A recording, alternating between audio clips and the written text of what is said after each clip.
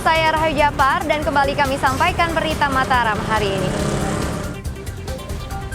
Ratusan calon haji kloter 2 asal Lombok Tengah diterbangkan ke Tanah Suci. Membahayakan kesehatan, ratusan kotak snack kadaluarsa disita polisi. Terbukti korupsi, mantan bendahara DPRD Lombok Timur ditahan kejaksaan.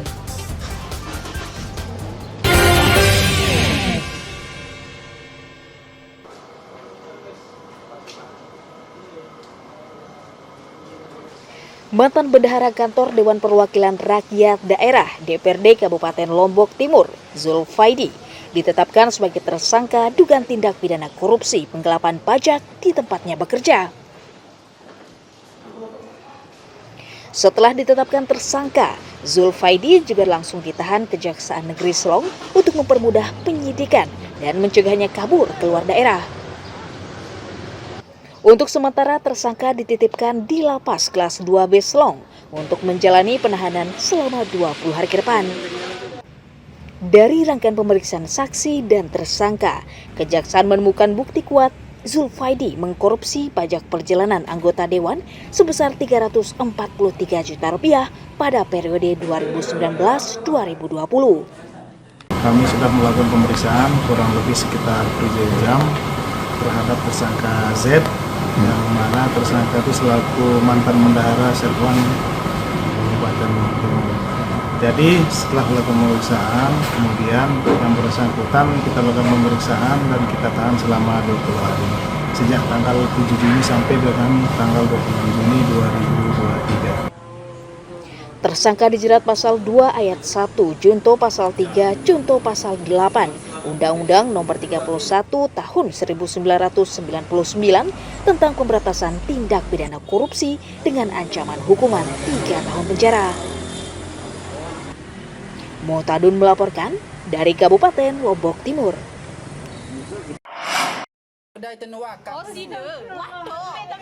Warga Desa Munjan, Kecamatan Kopang, Kabupaten Lombok Tengah, Nusa Tenggara Barat, digegerkan dengan penemuan bayi perempuan di halaman musola desa setempat.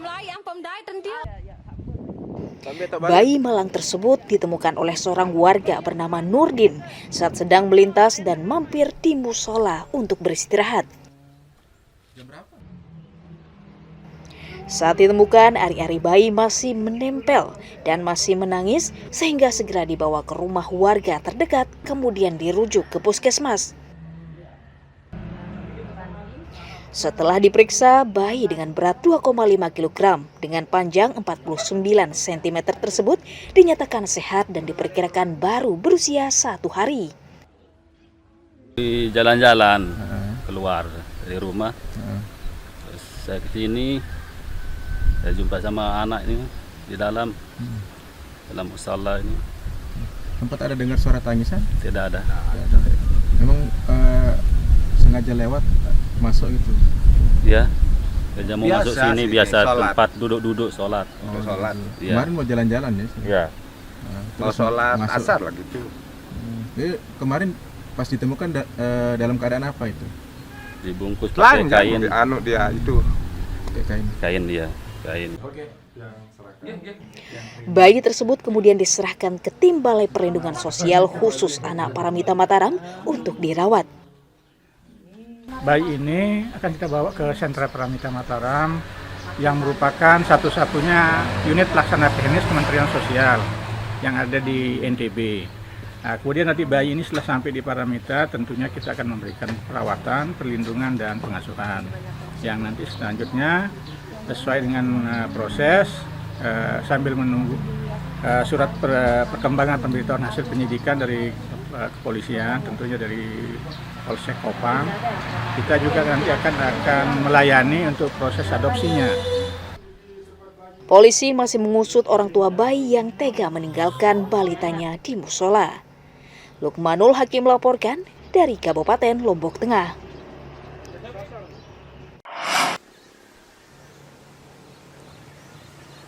5 kecamatan di Kabupaten Lombok Barat diprediksi akan menjadi lokasi terdampak kekeringan memasuki musim kemarau tahun ini.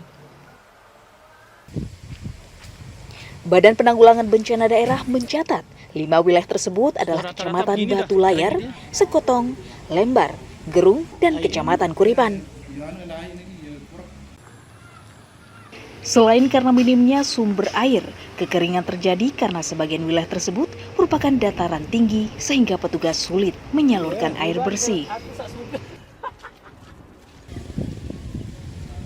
BPBD juga memprediksi wilayah yang terdampak kekeringan akan meluas karena adanya fenomenal El Nino yang melanda saat ini. Sebagai solusi jangka panjang, Pemda berjanji akan membangunkan sumur bor di sejumlah wilayah langganan kekeringan secara bertahap. Nah sekarang di Lendang Andus kayak apa? Kan perlu kita survei dulu. Apakah pernah dulu disurvei lebih dulu dengan ke dalam apalah istilahnya ya di anu dulu ya. Kalau dia ada di sana tidak terlalu gini kan bisa. Kenapa nggak bisa? Mesti kita bisa bantu. Ya yang sumur bor ini berarti perlu disurvei dulu ya Bunda ya? Kita survei dulu dia. Nanti kita survei seperti apa, kira-kira mana atau suruh udah kadusnya datang ke rumah saya. Mau ke kantor, mau ke rumah. Jadi kita tahu kan ya di mana dia posisinya. Kita lihat dulu gitu loh.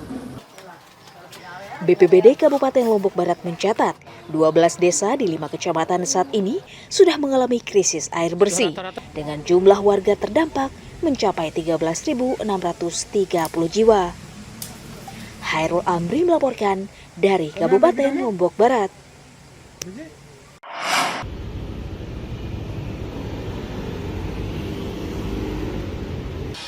Kawasan industri hasil tembakau KIHT Nusa Tenggara Barat di eks Pasar Pemotong Kabupaten Lombok Timur dinyatakan gagal beroperasi tahun 2023 karena sejumlah kendala.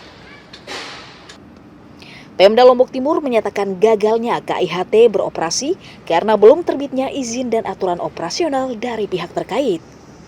Di sisi lain, sebagian ruangan kantor seperti ruang laboratorium tempat pengemasan rokok juga belum selesai dibuat.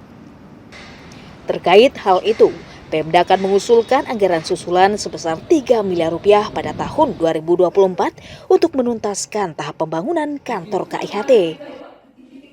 Karena memang itu sifatnya kolaboratif antara Pemda Kabupaten Lombok Timur dengan Pemprov Nusa Tenggara Barat. Jadi terkait dengan operasional dan sebagainya tentu harus ada kesepakatan bersama. Nah, posisinya sekarang ini dari Pemprov sendiri itu sedang menyelesaikan peraturan gubernurnya. Jadi itu dulu yang harus diselesaikan sehingga untuk masalah beroperasinya ini kita tunggu dulu dari provinsi. Meski menuai pro kontra masyarakat, Pemda menyatakan pembangunan KIHT di Kabupaten Lombok Timur dihajatkan untuk menyerap ratusan tenaga kerja lokal dan untuk meminimalisir peredaran rokok ilegal di daerah. Muhtadun melaporkan dari Kabupaten Lombok Timur.